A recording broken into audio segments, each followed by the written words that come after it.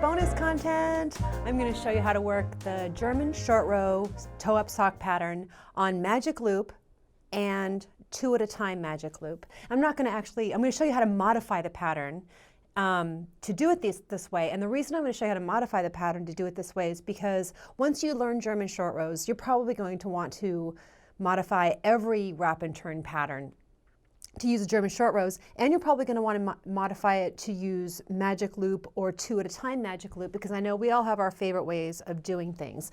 And you'll see in your pattern that I give good instructions for how to do each one of these, and magic loop not being very tough and then a little more involved with 2 at a time. Let's go ahead and take a look at my big bulky sample here.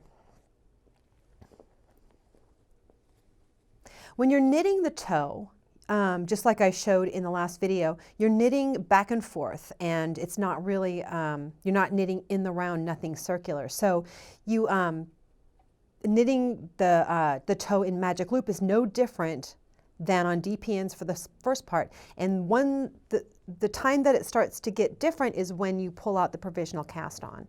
And I'm in a position here where I want to pull out, I've knit the whole toe. I'm ready to pull out the provisional cast on, and here's my non-slip knot end, and so I'll get that started.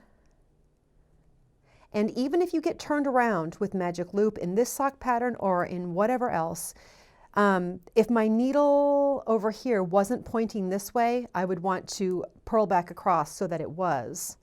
Is that purl back across? Yeah, I'd want to purl back across so that it was. I want one needle pointed this way, and I want to unzip my provisional cast on this way, so that when I'm done, both needles are pointing the same direction, because that's what I'll need for magic loop. But for now, I'm good here. But if you get turned around, instead of going crazy and feeling terrible like you did something bad, just knit or purl or whatever it takes to get you in the right position. There's my first wonky stitch. So I'll get that on the needle, and I'll cut this yarn and pull that yarn out.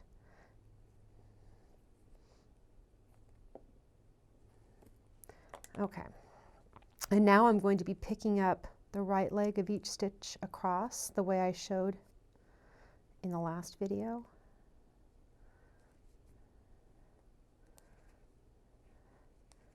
And I've never used these needles for picking up provisional cast-on stitches before. These are the Nova Platinas with the really sharp tip. That's pretty nice. Okay, I didn't work in the last video, but here I have a snag.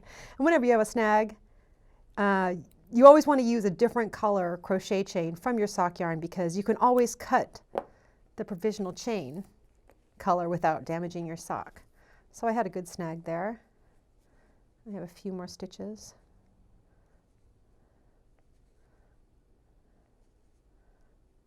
Okay. Now this is where I'm going to start. Well, wow, 2 snags. Okay. This is where I'm actually going to start the magic loop knitting, and I want to give you a quick review of the magic loop knitting if you've never done it. You may choose to pick up some stitches in the gap the way that I demonstrated in the main video. I'm actually going to tie a knot here with my tail end of my working yarn to help close up that gap. Sometimes that works out. So for magic loop knitting, I have the 2 needles facing the right. This is kind of the magic loop starting position. I'm going to pull the back needle long and work across all the stitches from the left needle to the right, just like normal knitting. And I end up with these loops of extra cord kind of hanging there. That's all normal.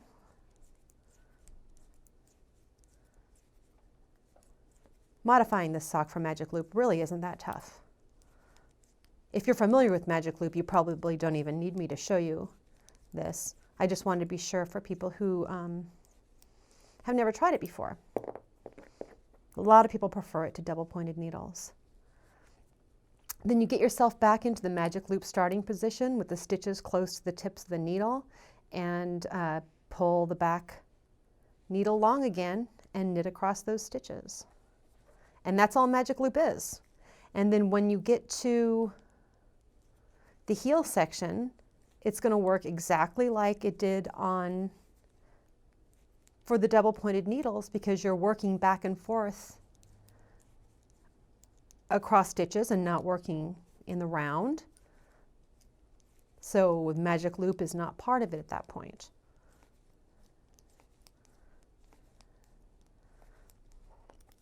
When you reach the end, turn your work back into the starting position, pull the back needle long, knit across. That's magic loop. Okay.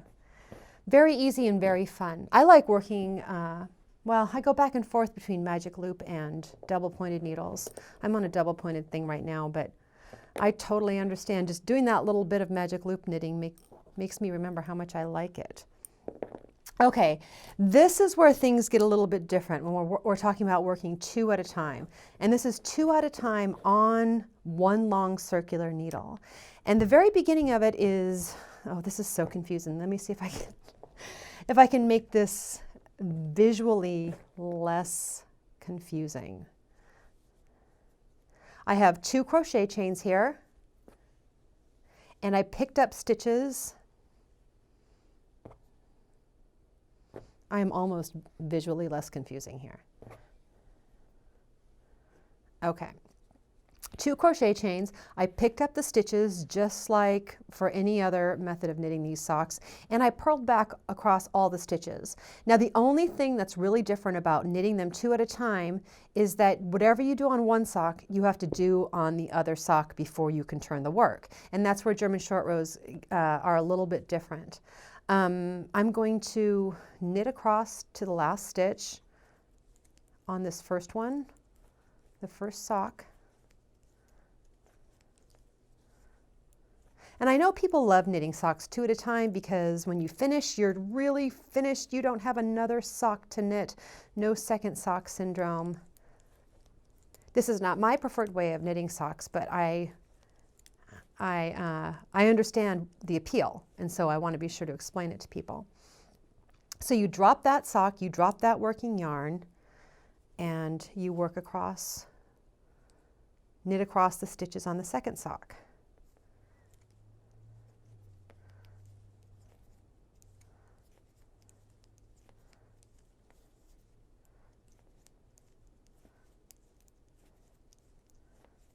So really the instructions that I give you for doing this, you'll see that it says do this and this and this, repeat for second sock. That's exactly what has to happen.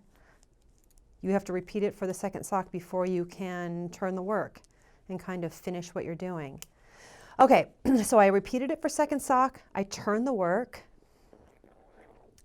and now I'm going to do my first GSR. So my yarn is in front because I'm purling. I slip that stitch from left needle to right, pull up on that stitch, pull the yarn forward and purl.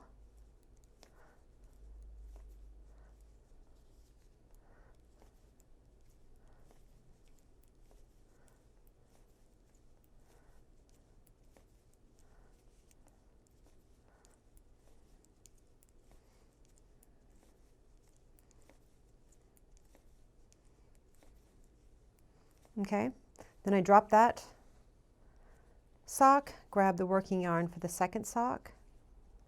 I'm going to GSR this first stitch, slip that, pull up, yarn forward and purl.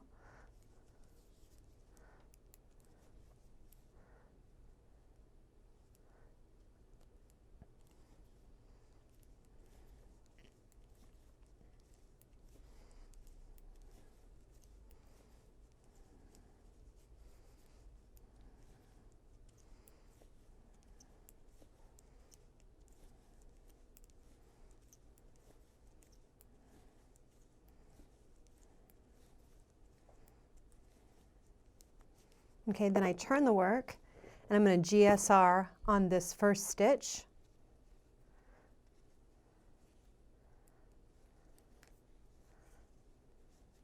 Knit across.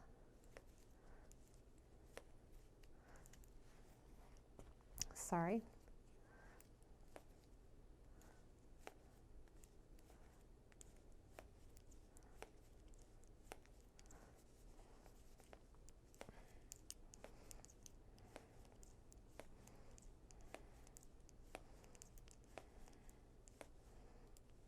And then when I get to this last stitch, the pattern will tell me, the pattern tells you exactly what to do, but this stitch just needs to wait. So I slip it from left needle to the right, and then get over here to this next sock, and I want to repeat exactly what I just did. So I'm here at the second sock. I'm going to GSR on this first stitch.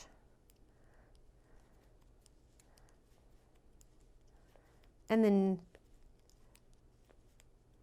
from here on out, it's just like doing one sock at a time magic loop. The only difference is that you have to slip the stitches, and you'll see there in your pattern that I've told you exactly how to do this. Exactly how many, not exactly how many stitches to slip, but just slip all the double stitches, and then you can move on to the next sock. And I'm going to show you that one more time here. Mainly I'm going to show you because what I just said made so very little sense that I don't want you to leave here confused, so I'm going to show you and see if I can get my words straightened out. So I'm purling up to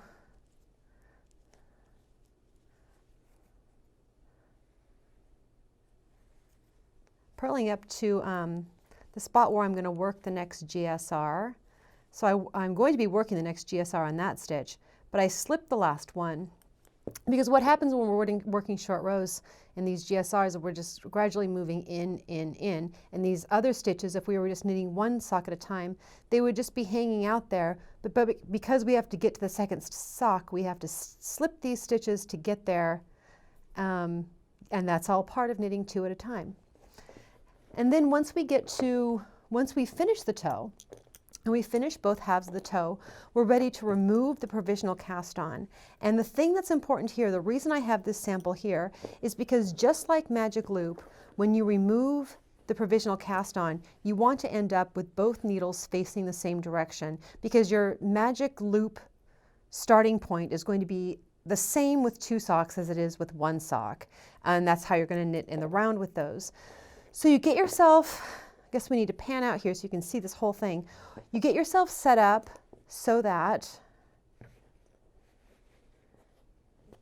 it's not totally confusing to look at, but there we go.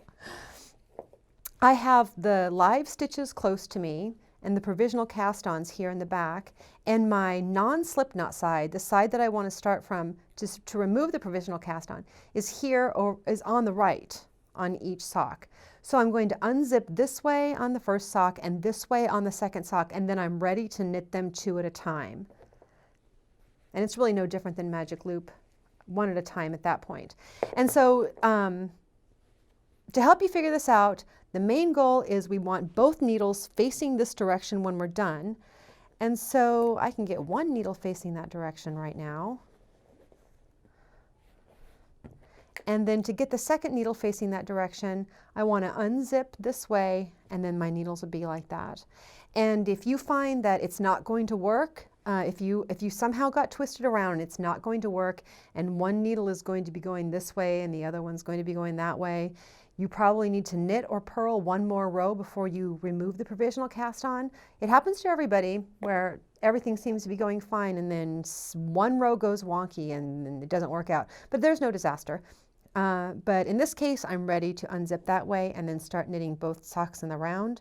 The most important thing is to always drop the working yarn from one sock before you pick up the working yarn from the next sock, so you don't actually knit the two socks together.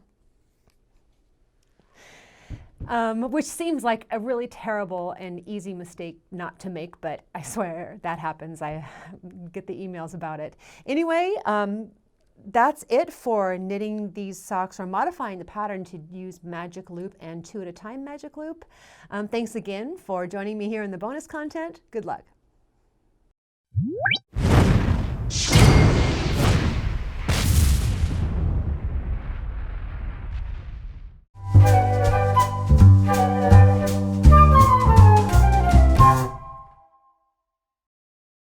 Toe up socks, German short row, scene 4, take 2, marker.